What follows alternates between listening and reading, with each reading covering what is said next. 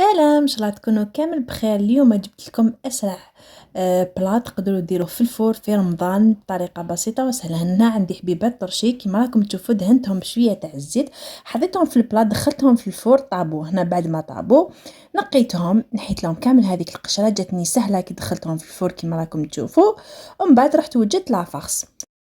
بالنسبه للافاغس درت صدر الدجاج مرحي، حبه بصل، شويه تاع الثوم، لي زيبيس راح نحطهم لكم لتحت واش درت لي زيبيس.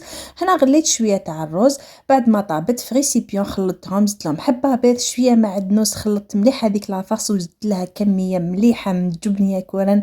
هذا الجبن اللي زاد لها بنه لهاد لافاغس وجات بزاف هايله.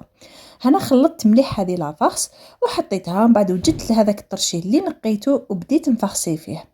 فغسيته كامل، عمرت بهذه الطريقه وروليتهم، درت لهم داخل لافاغس وروليتهم كامل.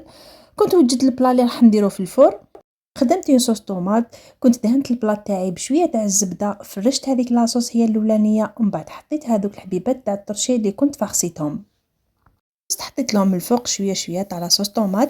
رحت جبت جبن يا كورن، هذايا الجبن اللي نستعملوه في لي غراتان في لي بلا، هذا الجبن اللي يذوب وبزاف هايل، حطيتهم الفوق. كنت شعلت الفرن تاعي على 180 درجه، دخلته يطيب، والبلا تاعي راه هو جد. نتمنى تعجبكم الوصفه تاع اليوم وتجربوها. سلام.